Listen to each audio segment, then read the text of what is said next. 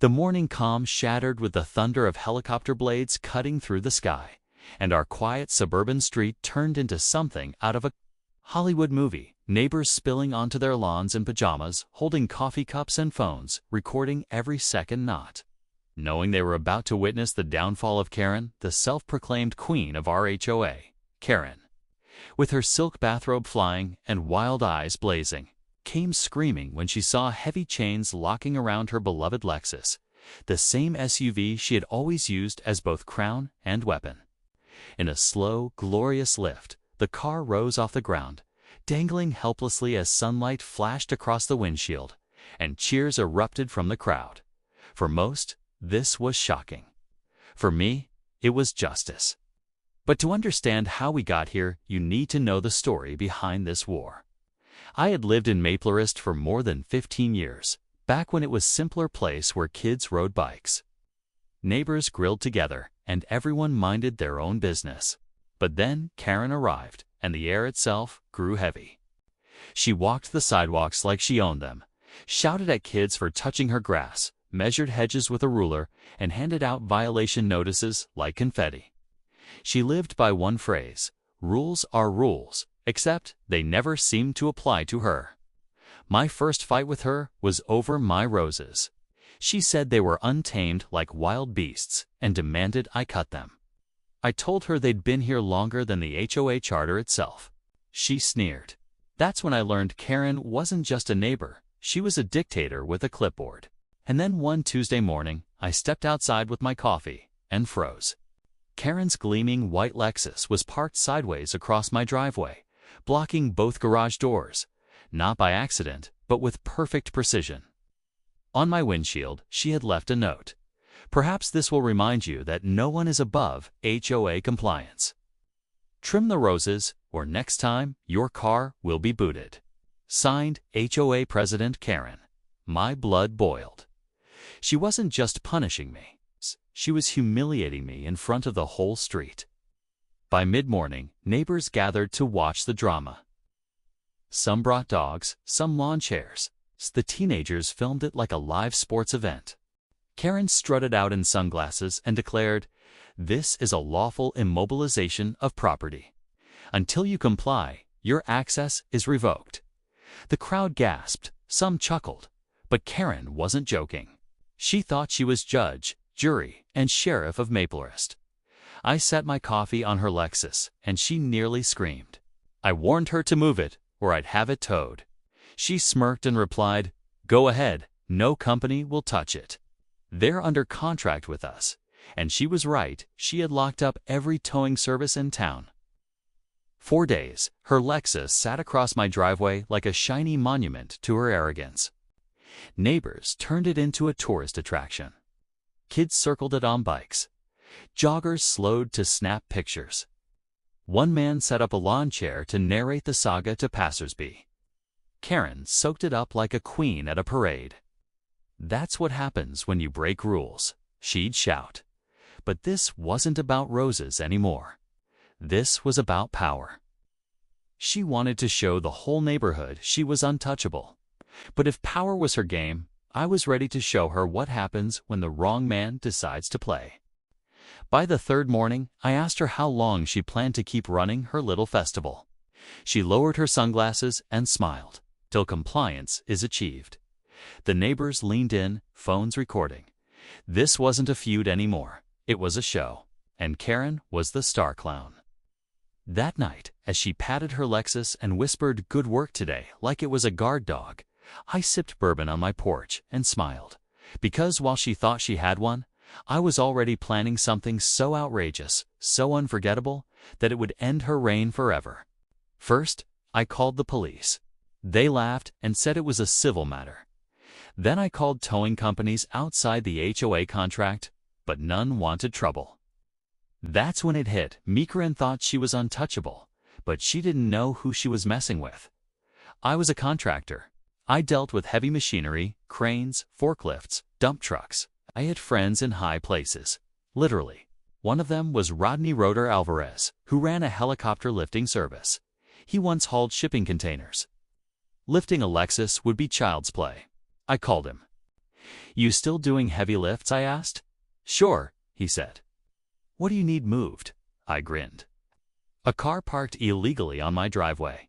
He laughed until I said, "It's a Lexus, and I've got proof." He paused. "Send me the address. I'll make it happen." That was it. The spark became fire. But I wanted it to be legal. I studied the HOA charter and city laws. Parking across a driveway was trespassing.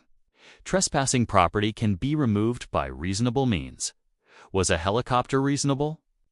Maybe not everywhere, but in Maple's reason had left long ago. I spoke with a lawyer friend over beers.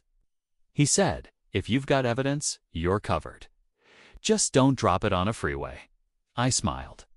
I wasn't dropping it on a freeway. I was dropping it on the mayor's lawn. See, Karen's biggest protector was Mayor Douglas Whitfield, her golf buddy who ignored her abuses in exchange for donations.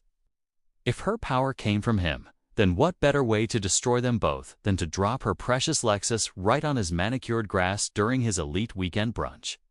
The poetry of it made me laugh out loud. So, we set the date Saturday morning. I didn't tell the whole neighborhood, but I dropped enough hints that cameras would be ready. The morning came. Karen strutted outside, sipping her swamp-colored smoothie, mocking me. "See, compliance doesn't have to be painful," she smirked. I just nodded, playing the defeated man. But inside, my phone buzzed. Rodney. Bird warmed up. 8 to 9 minutes. My heart raced. At 8:52, I slipped inside and called him. "We're good." "Engine's hot," he said. "See you in 3. Then it began the faint thump of rotors growing louder, shaking windows, making dogs bark. Neighbors froze, staring at the horizon. Karen frowned. "What is that noise?" she muttered. Then the helicopter appeared, massive and powerful, hovering right above her Lexus. The downdraft sent papers flying, hair whipping, lawn chairs toppling. People screamed and cheered, phones everywhere. Shrieked. "This is a residential area. Who allowed this?" She stumbled as Rodney's men rappelled down, chained her Lexus with industrial straps, and signaled for liftoff. "Stop, that's my car." She screamed, but her voice was swallowed by the blades. And then it happened. With a groan of chains and a roar of engines, the Lexus rose into the air. Wheels dangling, chrome flashing in the sunlight. The crowd erupted into wild cheers, Jenkins yelling, "It's happening." Kids jumped, adults laughed, someone shouted, "Legendary." Karen collapsed on her knees, arms outstretched like a mother losing a child. "Put it down. You can't do this. I'm the HOA president." Her words only fueled the laughter. One neighbor shouted, "Looks like your car's finally HOA compliance off the street." The street exploded in laughter. Karen's face turned red with rage. She screamed my name, shaking her fists at the sky. I raised my coffee mug and said calmly, "Good morning, Karen." Her scream nearly broke glass. The helicopter banked, carrying the Lexus out of the cul-de-sac. Neighbors chased it, filming, shouting, while Karen ran barefoot down the street, robe flapping, screaming, "Bring it back." But she had no idea where it was going. That was the best part. The chopper flew over downtown, the Lexus dangling like a giant ornament. Cars stopped. Office workers filmed from windows. Social media exploded. Hashtag LexusAnthesky trended within minutes. And then came the finale. At the mayor's estate, a brunch of elites was in full swing. Champagne glasses clinked, violins played, laughter filled the air, until shadows fell. Guests looked up, jaws dropping, as the helicopter lowered a gleaming white Lexus onto the perfect green lawn, flattening the grass in a heavy thud. The brunch erupted into chaos, napkins flying, wine spilling, people screaming. The mayor's face turned pale. Cameras caught everything. Within hours, the footage was viral. Karen's Lexus on the mayor's lawn became the story of the year. Memes flooded the internet.